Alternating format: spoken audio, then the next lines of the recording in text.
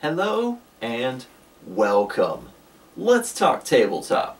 Today's topic or question or whatever comes from Solid Crazy with 2 Y's. That's how crazy he is. He asked me to talk about the different types of dungeon masters I've experienced. Now, there are just as many types of dungeon masters as there are players, and you can get anybody from a doormat to an impenetrable wall, but they do tend to fall into like regular categories.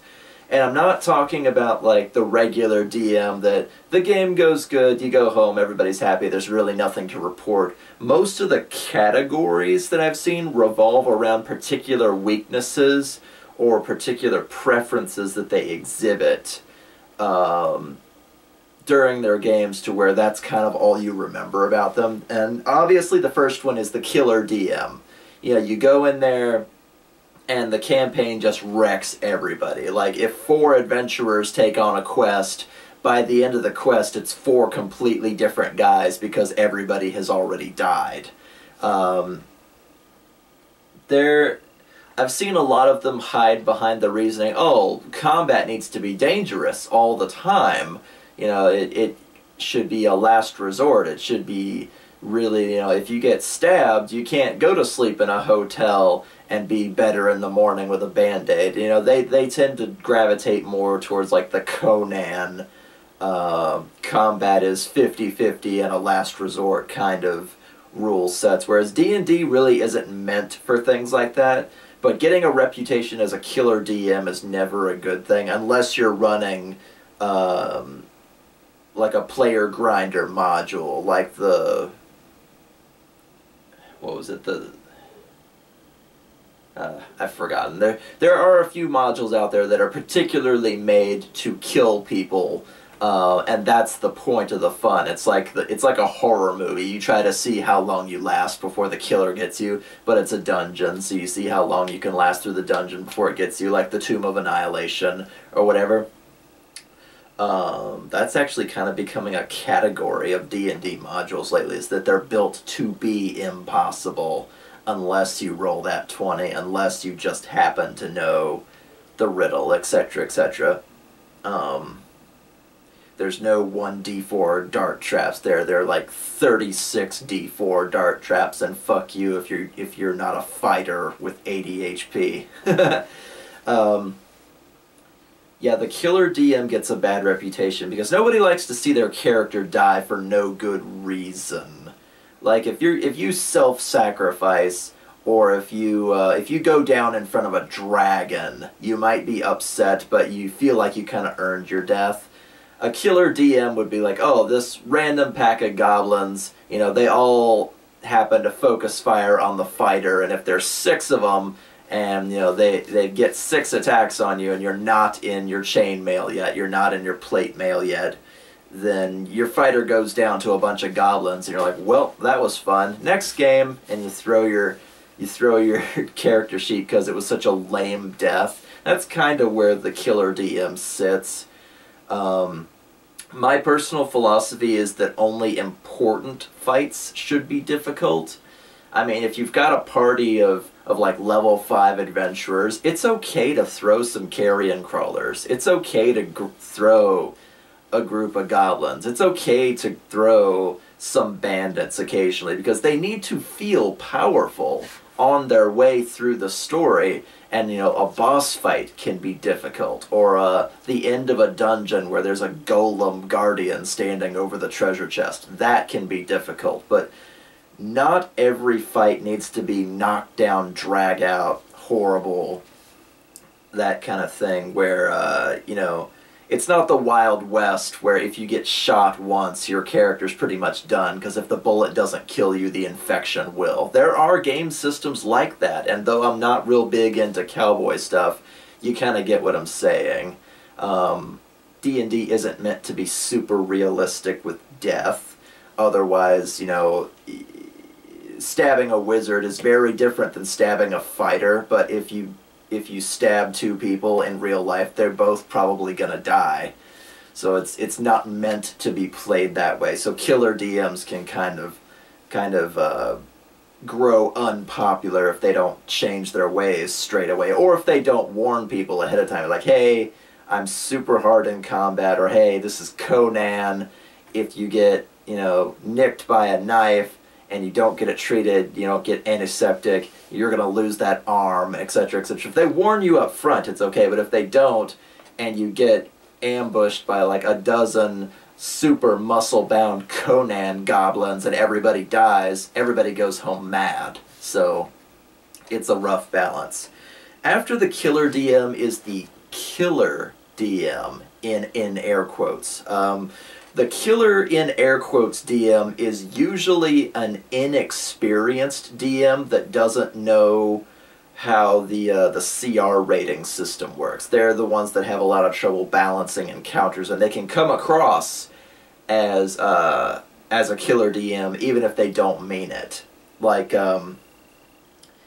if you've got a group of, again, 5th level adventurers, the highest level monster they should ever fight is an 8th level monster by itself. Like, mathematically speaking, that's a 50-50 shot of either death or victory, and you're probably going to lose a couple of people. DMs that don't go in and, like, learn the math, learn how powerful creatures are with this composition or with this composition, can just accidentally kill a party because they don't understand the math involved or the way a challenge rating encounter works. Like, if you go into a dungeon and again, let's use the dart trap, the reflex save for a level 1 dart trap for like a level 1 adventuring party, the highest it should be is like, what, 11? That means that a rogue would need to roll like an 8 or 9 or higher, and everybody else would need to roll like a 10 or higher. So a 50-50 shot of dodging. And if you turn it up, you say, oh, okay, this is like a super dart trap, and it's got a reflex of 15 to dodge it, and it's like, that's not a trap anymore, that's a toll booth. You're gonna get hit, and that's not fair to your players. There must always be a chance beyond the magical natural 20 to not take damage, or at least take half damage. Otherwise, your ignorance of the systems that you're using will kill your players unexpectedly, and they'll go away mad. So, and you know, though you may only learn these things through experience and through TPKing a few parties, it's very important, especially in battles, to learn about CR ratings, to learn about how averages work, about the statistical intricacies of this party makeup and their levels versus this monster or this monster's makeup with their party members, to make sure you're not just going to kick their fucking teeth in the first boss fight because you wanted a tough fight. Well, there's a difference between a tough fight and a fight where, you know, it's 50-50 to win, and statistically speaking, you're gonna lose 2 or 3 party members. Everybody's gonna go away mad. So, the air quotes killer DM is usually the more inexperienced sort, and they don't mean it, but it can still cause problems. So be very careful, especially if you're first starting to DM. Read up on your challenge ratings. That is the best piece of advice I can give you. The loot is fine. You can give out whatever you want. You know, treasure is great. You know, tricks and riddles and traps, just mind how high or how low your reflex saves or whatever it happens to be. But pay 100% attention to those CR ratings, because that'll make or break the difficulty of your campaign. So, the next DM type that I've run across, I've only ever run across one of them, but I gave him his own category. I'm totally throwing shade at him because he was my best friend all through high school and through bits of college when we were visiting home. Was my buddy Quentin, who was basically like a non-DM.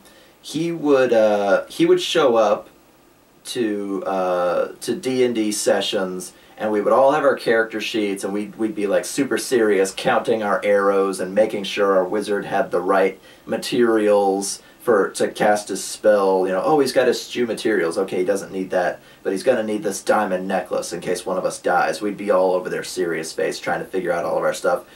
Quentin wouldn't have a DM shield. He wouldn't have a notebook in front of him. He wouldn't have any GM's notes. He wouldn't have any maps. He wouldn't have any books in front of him. He would just have, like, a set of dice, and he kept this, like, stack of, it was basically poster board squares, and we had like meticulously made these things so that they could represent battlefields or different rooms or different places. And he drew lines all over them so that they could interlock like puzzle pieces. So it's like this room, and then you set that piece of poster board next to it would be this room. And we did that front and back for like 25 or 30 pieces of poster board, and they were fine. But that was all he used. So he had some dice, we had a shoebox full of figurines, and he had that stack of poster boards, and for all the years that I knew him playing D&D, he never made any new ones. So that was kind of it. So he would roll dice and say blah blah blah blah blah happens, and you could tell he had absolutely no plan where things were going or why. There would be strange, you know, plaques with riddles that didn't apply to anything. There would be, he would just like make up shit as he went. And I started calling him like the non-DM because he would just like make things up as he went. And it felt so insulting because, you know, especially, we weren't playing Pathfinder at the time, but like 3.5 and Pathfinder 3rd edition D&D is a lot of paperwork, even for like players. Especially high-level players, because we went from like level 1 to level 14 doing like episodic D&D, like trading off the mantle of D&D. It's like Quentin's going to DM this day, then Tony's going to DM this day, Alex is going to DM this day, etc., etc. But you knew not to take Quentin's sessions seriously at all, because not even he knew what he was doing. So he'd roll some dice, or if you rolled your if you rolled your D20 and you got a 19 or a 20, you'd be like, yeah, you succeed, or whatever it happens to be. He wouldn't even like wait for your total. He'd just like make up something on the spot, like, oh, you want to walk across this tightrope, and you'd roll it, and you'd like 14, and then you'd look at your character sheet to see your acrobatics check. You'd be like, yeah, that's fine, go ahead.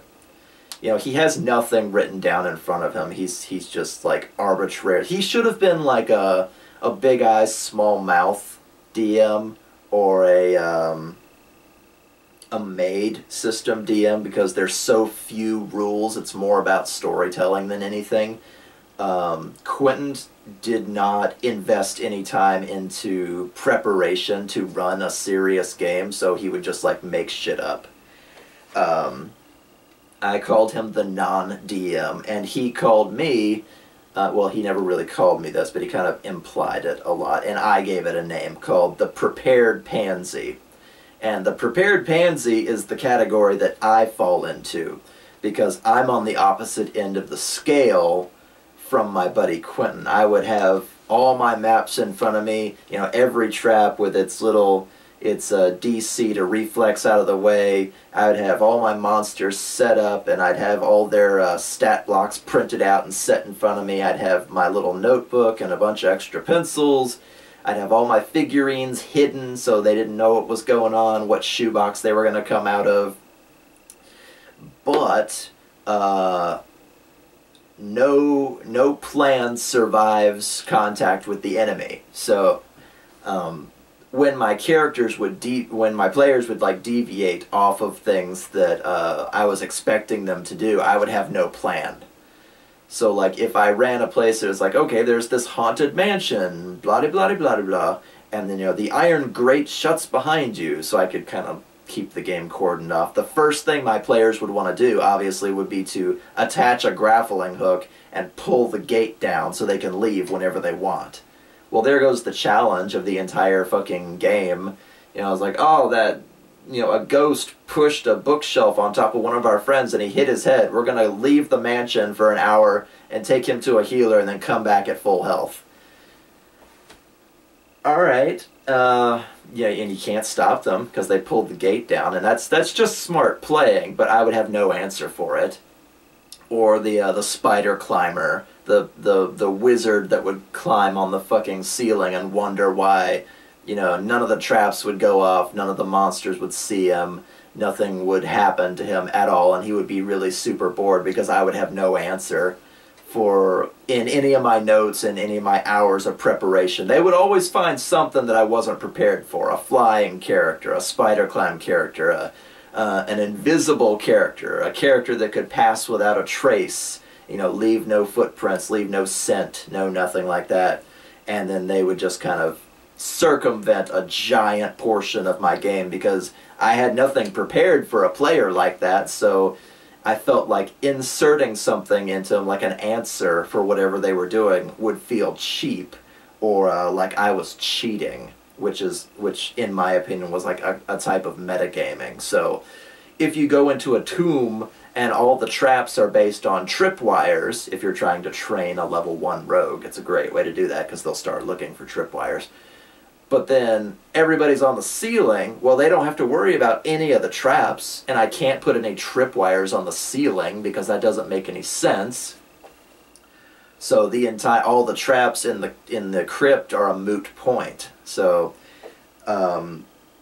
as far as adapting to a situation, the prepared pansy will have a plan, but they won't deviate from it, and they'll either get mad when you circumvent everything, like me, or you basically break the game in front of them and you win in like 10 minutes instead of in 3 hours, which has happened to me several times too.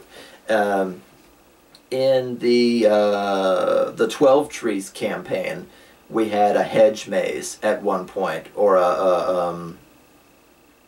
like a stone walled maze that was like covered with vines and stuff. And you know, a smart player will say, okay, I throw a grappling hook up there and I climb to the top of the wall, and then I'm just going to run along the wall and get to the end that way. And that is the safest thing you can possibly do, and it's very smart, and I wouldn't be able to stop you. But if the entire session was based around that hedge maze, well, I don't have anything prepared after that. Great 5-minute game, everybody. Good job. You outsmarted the DM. Go home. That is a prepared pansy. They can't adapt on the fly. And that's the category that I fall into. Next is the overshooter.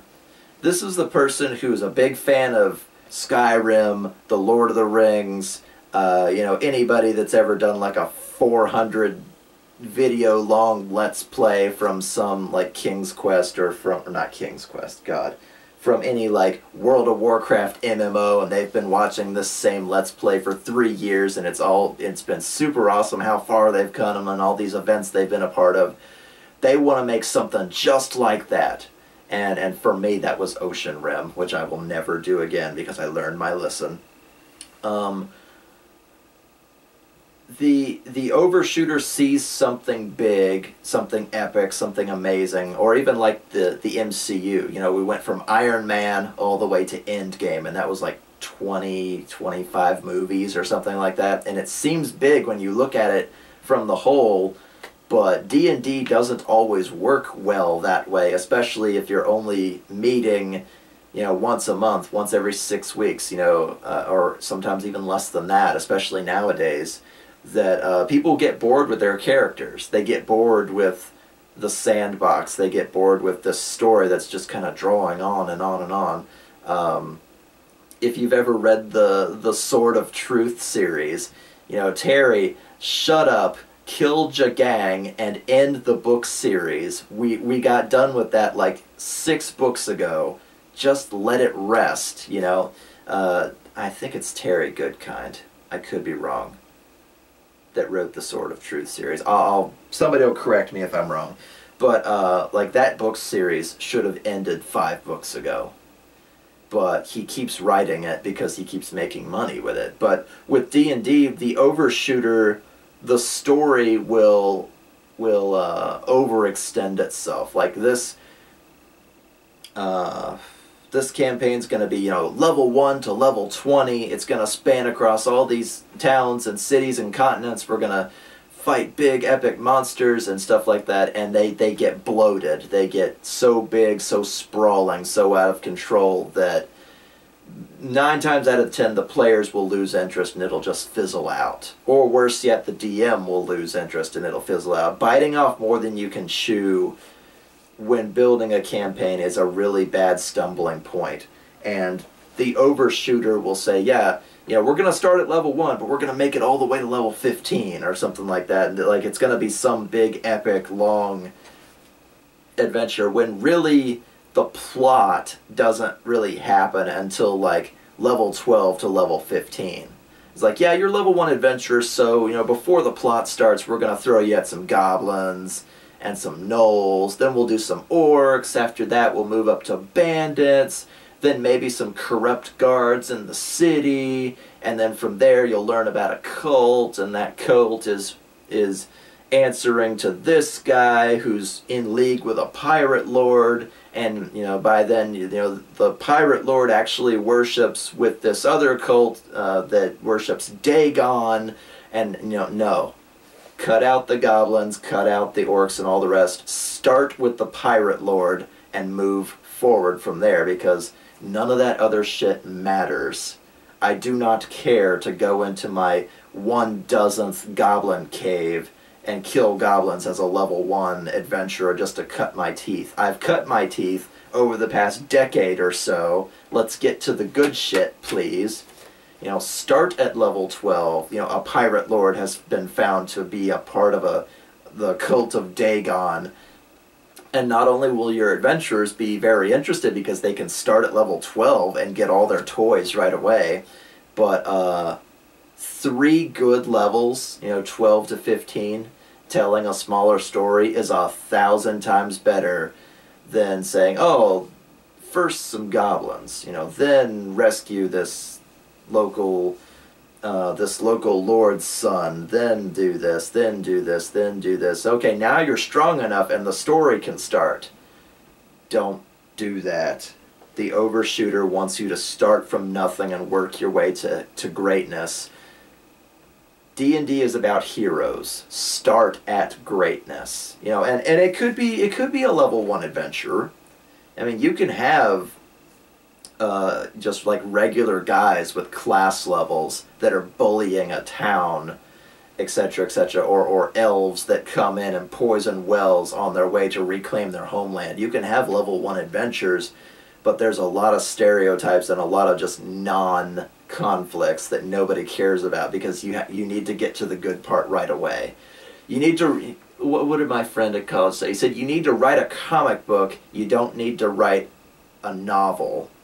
Because no set of players is going to stick around for the novel if you can only play once every 6 weeks. So, another type of DM is the stingy Stan. And I've run into only like 2 or 3 of these. The stingy Stan is the guy that controls the economy. He'll never drop a bunch of magic items. He'll never drop a bunch of gold, so you can't open your books and go shopping. You'll never be able to do much more than like pay for your stay at the inn, maybe pay for a visit to the brothel. You're never going to be able to afford anything because they don't want to drop money for you. I'm starting to wonder, just based on my experience, if that is because once upon a time, maybe they gave the wrong player too much money and they built something broken, or they bought something that wrecked a campaign, like a Rod of Wonder, or a deck of many things, or a chest plate of command in the wrong hands can cause a lot of damage. And that they don't want their players to have a lot of money because they're scared of what they will come up with to wreck their game. And you guys know me, I am the shopper. I have to have all the loot so I can go shopping and buy all the toys. That is what I love most about D&D. It's almost a thought experiment for me. It's like, well, if I have this ring of faith and this staff of the sun and the circlet of intelligence, then I can do blah blah blah blah blah with radiant damage, and like take out a whole bunch of zombies all at the same time, or whatever it happens to be. There's a bazillion different damage stackers, or making sure your reflex is through the roof, or whatever kind of one-trick pony you want to build.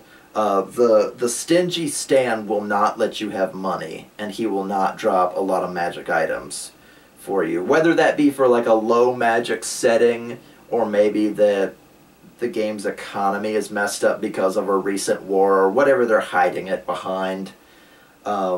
They don't want you to go shopping because they don't want you to build something broken that they can't counter without being super obvious about it. So, like I said, I've only ever run into 2 or 3 stingy Stans, but I always like to go shopping between every single session. I have to get something, even if it's like a 1,000 gold ring or a 300 gold potion. I want to have options. I want to be able to restock my shit between every session. I have to do that. That's just what makes me happy as a D&D player. So, you know, I am the prepared pansy, but I don't mix with the stingy Stans very often because I get frustrated for all the wrong reasons.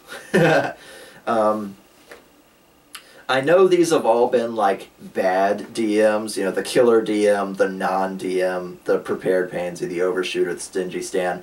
There are good DMs out there, but they don't really have names to them unless you call them by the same names as like the players. Like you have like the thespian, you know, the guy that wants to put on the voice and put on the hat and put on the fake beard and be a dwarf, who has a bad French accent, but it's not a bad French accent because there's no France in this world.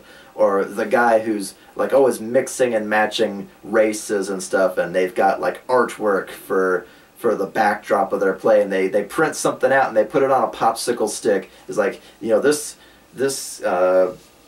guy that's driving a cart wants to talk to you, and then he holds up the little character on a popsicle stick and he wiggles it while he's talking to you in this weird British accent and things like that. The thespian is the performer. He's more interested in what things sound like, what things he can get across to you with different accents, different descriptions. He's the gray box lover. He'll write like 5 or 6 paragraphs, and right when the game starts, he's like, okay, now I need to describe this city.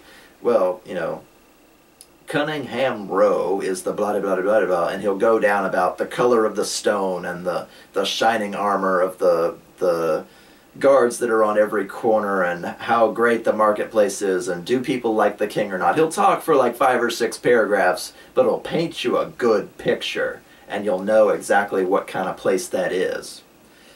And thespians are very hard to find. They are kind of the unicorn DM, but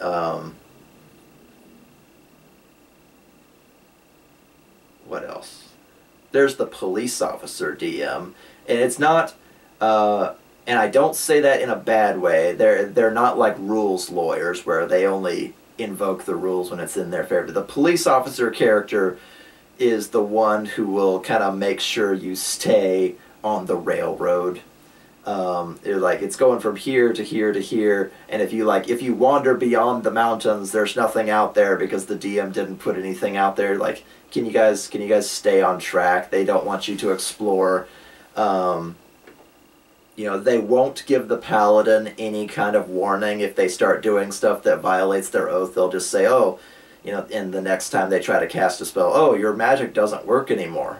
What? Why? Well, you did blah blah blah blah blah earlier, and that's clearly against your paladin oath. And then, you know, they have no mercy.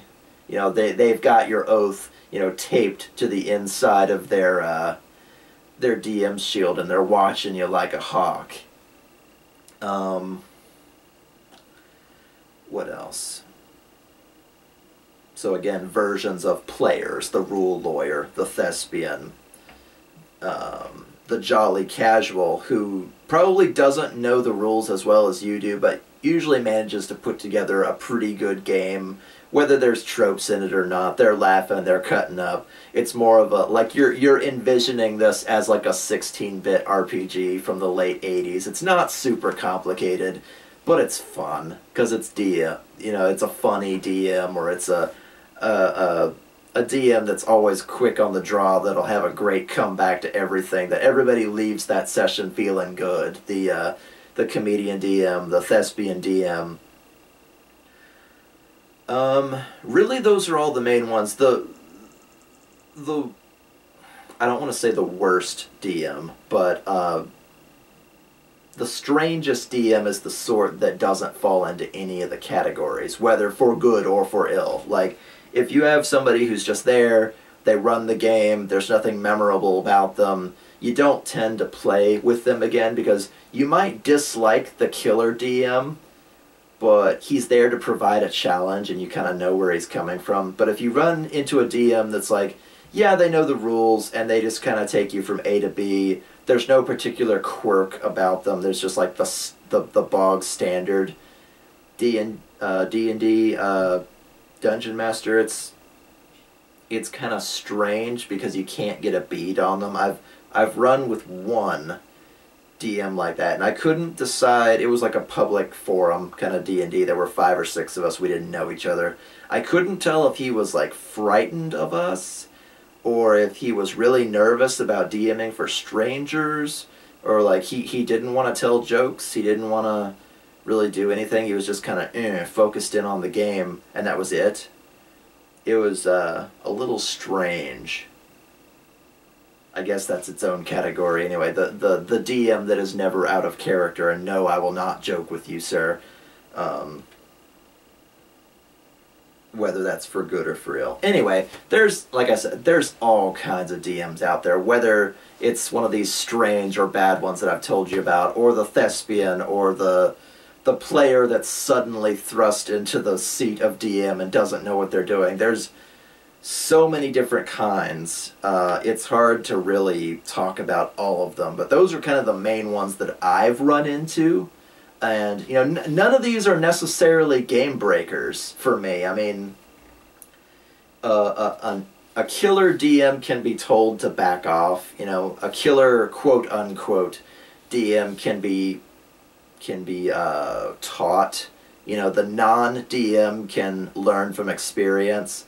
The prepared pansy, you know, can be coaxed out of their shell. You know, the overshooter can be told to kind of rein it in a little. These are not game-breaking, I don't want to say illnesses, status effects or whatever. They're just like quirks that DMs have. That's how we categorize our DMs. Oh, he's a killer DM. Go in with a grain of salt. Or, oh, he's a non-DM. Don't take it serious. Or, you know, he's an overshooter. Unless you've got like 3 years, dude, don't bother. We tend to categorize our DMs, but they're not rigid. They're not set in stone. If you go and talk to them and say, hey, me and the guys are talking, you've been kind of stingy with the gold.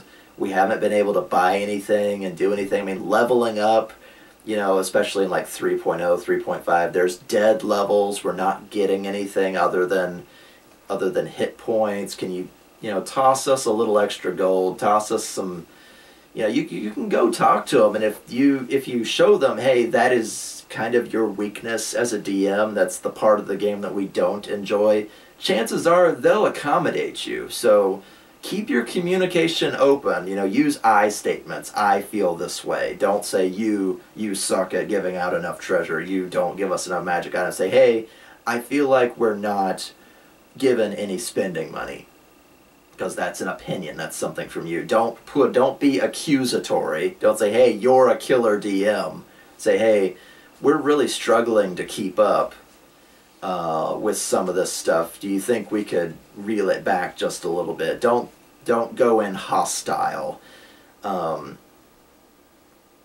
Because they want the game to run as well as you want to have fun with it. So I hope that makes sense. Anyway, those are the types of DMs that I've run into. I know almost all of those sound bad, but everybody has weaknesses, and everybody can be taught, everybody can grow and change. This is a game about creativity, so, yeah, I guess that's all I have to say about that. Solid Crazy, you have been contacting me for like 2 weeks across all different YouTube videos, across Facebook and freaking, I don't remember if it was Patreon or Subscribestar or whatever. There you go. You could stop now. I've got like 12 comments from you asking for this video. There you go. Why don't you guys give me some stories from your DMs, whether for good or for ill, or for, you know, one time they completely impressed you with something that happened during a campaign, or some prop that they brought, etc., that made them stick out as a DM to you. You know, put that in the comments below. Let's talk tabletop. In the meantime, hit the like button.